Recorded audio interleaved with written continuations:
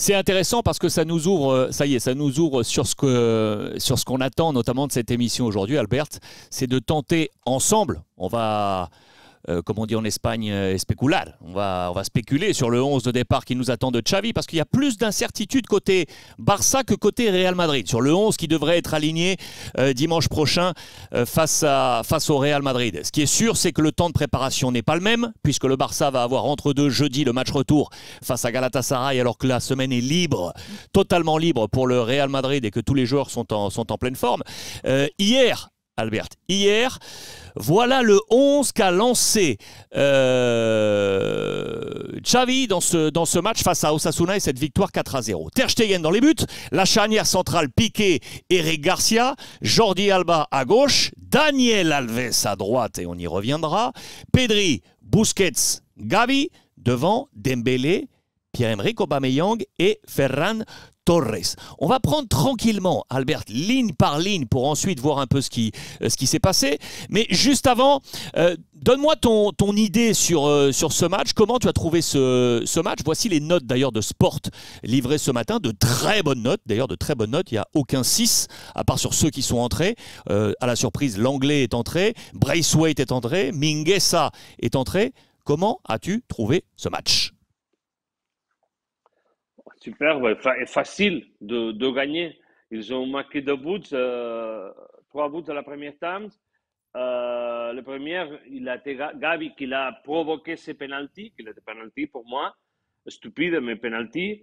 Et après, il y a eu 2 assistances de Dembélé pour que Aubameyang et Torres marquent la différence. Après, avec ça, en 3-0, c'est mort déjà les matchs, c'est fini. Et la deuxième temps, il a été si facile. Xavi, il a eu la possibilité de faire des changements pour être plus fraîche les 2 matchs qu'on a cette saison, cette semaine. Oui, Xavi avait dit même qu'il ne s'attendait pas à ce que le match soit aussi facile. Ça a été comme ça. Ça a été de début de match, ils ont marqué tôt et tout est bien encarrilé pour gagner les matchs. C'est facile. L'Osasuna, il n'a fait rien, bien sûr. Non. On doit parler de tout. Ils sont venus ici pour se promener. Albert, si on vient comme ça, du tourisme. Si on vient comme ça, ligne par ligne, et on va porter un regard également sur le chat. À la maison, vous allez nous donner votre avis. J'ai posté ce matin, Albert, sur Twitter. Allez jeter un coup d'œil. Un petit sondage qui va durer jusqu'à dimanche. Et ce jusqu'à dimanche, parce qu'entre deux, il y a le match face à Galatasaray, bien évidemment. Je vous ai posé les questions ligne par ligne concernant le Barça. Commençons par la charnière centrale, parce que j'ai pas mal, moi, d'idées de mon côté. Allez, ouais, dis-moi. Pour les matchs contre le Madrid? Oui, contre le Madrid, ok? Pas Galatasaray, vraiment contre Madrid. Mais on a en tête, bien évidemment, le match face à Galatasaray. La première question, pour moi, elle est sur la charnière centrale. Qui on met titulaire face à Madrid en charnière centrale? Là, c'était donc, on le voit, Piqué et Eric Garcia. Tous les deux ont pris un set. Je trouve que quand ils jouent les deux ensemble, c'est bien quand on sait qu'en face, ça va pas être très fort et qu'on a une qualité pour ressortir le ballon. Parce que Eric Garcia est meilleur pour ressortir balle au pied que Araujo, ça c'est clair et net. Mais c'est pas le même scénario qu'on devrait avoir face au Real Madrid. Quelle sera, selon toi, la charnière centrale pour jouer face au Real? Piqué Araujo, je crois. Je crois qu'il jouera Piqué, bien sûr, pour ce qu'il est, pour ce qu'il représente et pour comment il joue. Et je crois qu'après, si tu as la possibilité entre une ou l'autre, à Eric ou Araujo, je crois qu'il va jouer Araujo, qui est plus costaud au niveau défensif. Araujo Piqué, pour l'instant, sur le sondage, Albert, à près de 1000 voix, ouais. C'est 58%. Araujo Piqué, 58%. Araujo Eric Garcia, 30%.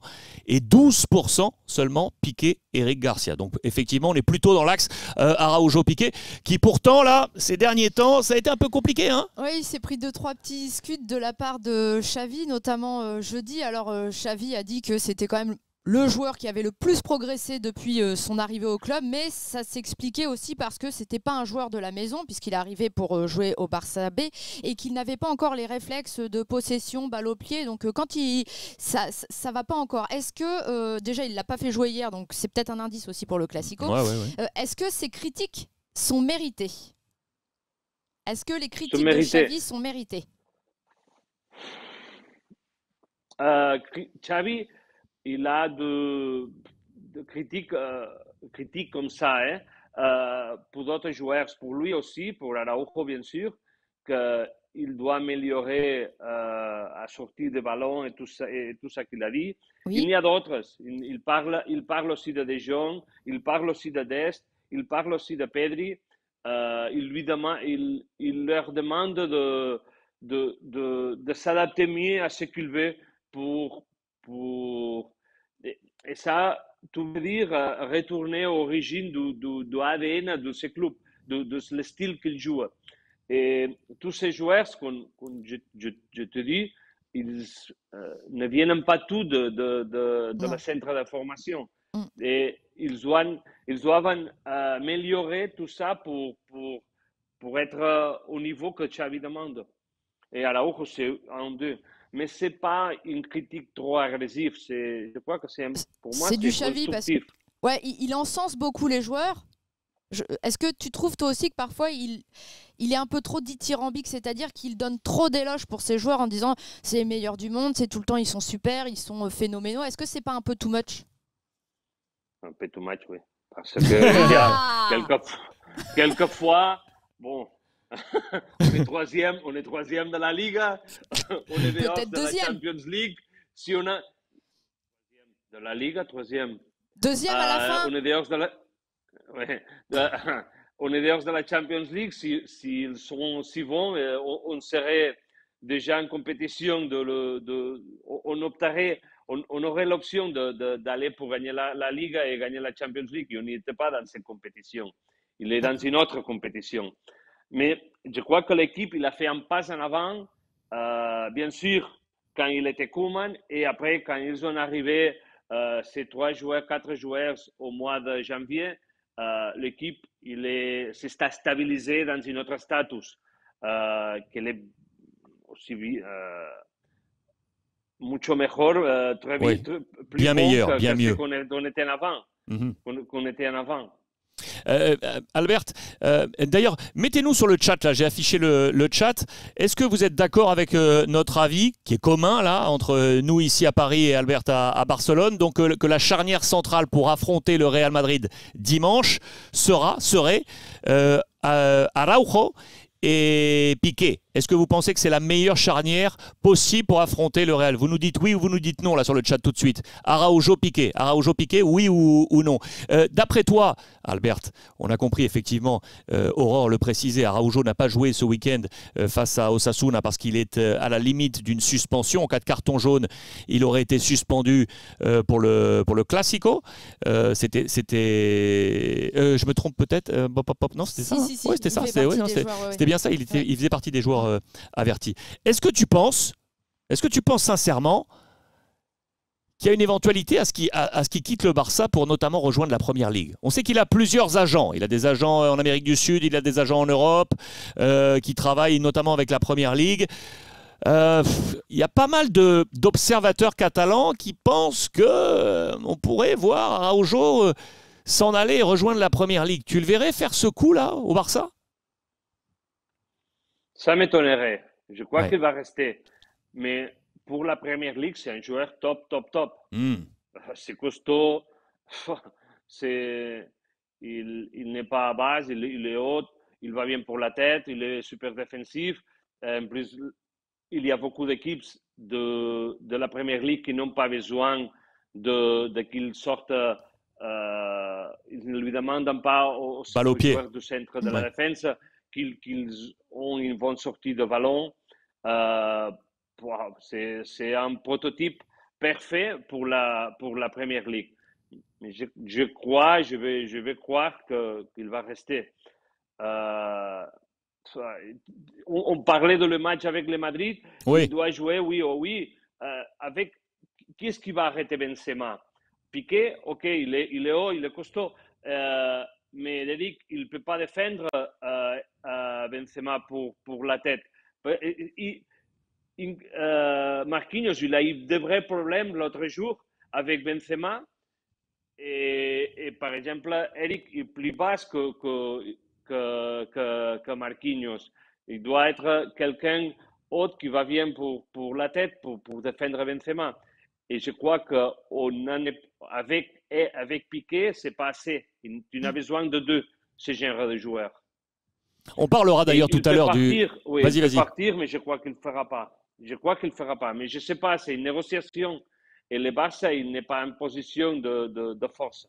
On parlera tout à l'heure d'une page spéciale Mercato sur le Barça parce qu'il y a beaucoup de choses qui circulent et notamment des déclarations du président Laporta il y a peu qui ont ouvert une douche froide là, sur les supporters du Barça sur éventuellement la venue de Haaland, mais on en parle tout à l'heure. On revient au 11 qui devrait affronter le Real Madrid. Donc charnière, on est d'accord, on reste sur Piqué avec Araujo. Qui, Albert, selon toi, va jouer à droite? Alves était titulaire face à Osasuna. Il a pris un 7 sur 10 avec vous. C'est vrai que là, quand on n'est pas du tout en position défensive, Alves, il est superbe. Est-ce qu'on joue Alves ou est-ce qu'on joue Dest? Sachant que face à Galatasaray, pas de Alves, puisqu'il n'est pas inscrit sur la liste européenne et que c'est Dest qui va jouer face à Galatasaray. Qui va jouer, Albert? Qui va jouer? Alves ou Dest? Je crois que si Alves ne joue pas, dans ce club, il y aura de morse, bien sûr, au vestiaire, ou Xavi, ou il y aura quelqu'un qui finira sa vie le jour qu'il donne l'alignation et Alves n'est pas là. Il y a un souvenir qu'il doit être...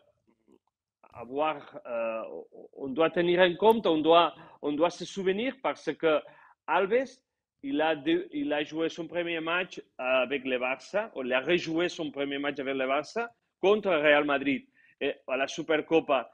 Et je me souviens que Vinicius a été terrible pour lui. Il lui a fait mal pour tous les côtés. Et je crois qu'Alves, ou il aura appris de ce qu'il n'a pas fait bien, ou il aura quelqu'un d'aide supplémentaire pour ces courses qu'il fait Vinicius. C'est dangereux. Sur le sondage, pour l'instant sur Twitter, Albert, à 66%, Daniel Alves. Dites-nous sur le chat là, Alves ou Dest? Dest ou Alves? Tu penses à qui, toi? Dest jeudi et dimanche, Alves. Et d'ailleurs, Daniel Alves, est-ce qu'on peut vous montrer un petit bonbon? Vous l'avez peut-être vu sur les réseaux sociaux, après le match contre le PSG, il a tenu quand même à féliciter Karim Benzema. Il a dit, peu importe que ce soit un joueur du Real, mais quel joueur ce Karim Benzema. C'est plutôt sympa, non? C'est fair play. Oui, c'est fair play. Il peut faire tout ça, et c'est vrai, on ne peut pas lui discuter. Il a raison, c'est vrai, c'est un super joueur. Il a été, avec le PSG, il a été splendide, mais c'est pas seulement ce match. Il nous a montré que sans Cristiano à son côté, il peut... il se redimensionne. Il est un vrai star mondial et qui peut faire tout ce qu'il veut. C'est incroyable. Il a mis l'équipe à son épaule. Il a tombé le PSG comme peut faire tout ce qu'il se propose. C'est un super joueur. Donc du coup, on récapitule pour la charnière centrale. On est d'accord. Piqué, Araujo. Donc à droite, Alves. On est d'accord? À droite, Alves. Titulaire pour le Classico. Voilà, oui. À gauche, Alba sans problème, Ter Stegen dans les buts. On reparlera tout à l'heure au Mercato d'ailleurs du gardien du Barça. Qui au milieu de terrain, Albert? Au milieu de terrain? Ça, c'est chaud. Alors, face à Osasuna, Busquets, Pedri, Gavi. Busquets, Pedri, Gavi. Sur Twitter, Albert, j'ai mis toutes les possibilités là, du milieu de terrain de ces derniers matchs. Pour l'instant, 55% des votes sont pour De Jong, Busquets et Pedri. De Jong, Busquets et Pedri. Possibilité également à égalité, Nico, De Jong, Pedri. Donc ça veut dire pas de Busquets, Nico, De Jong, Pedri. Et enfin, Pedri, Busquets, Gavi. Quel milieu de terrain tu vois face au Real Madrid et pourquoi? Je vois le même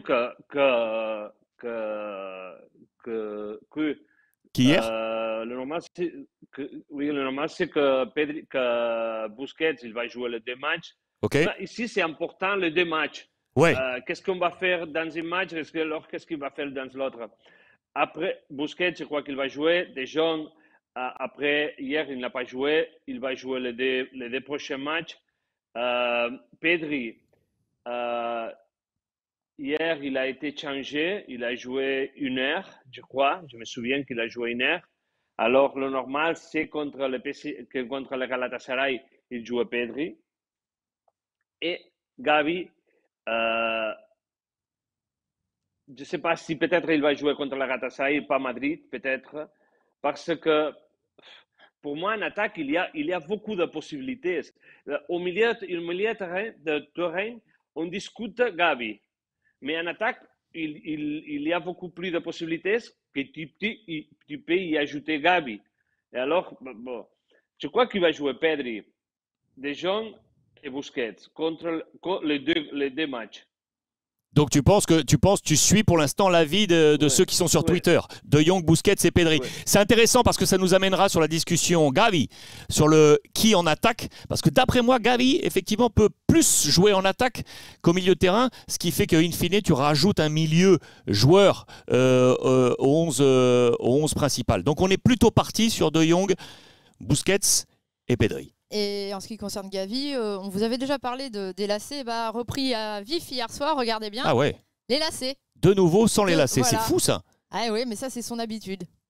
Incroyable, il faut qu'il joue avec des chaussures à scratch. Des petits scratchs.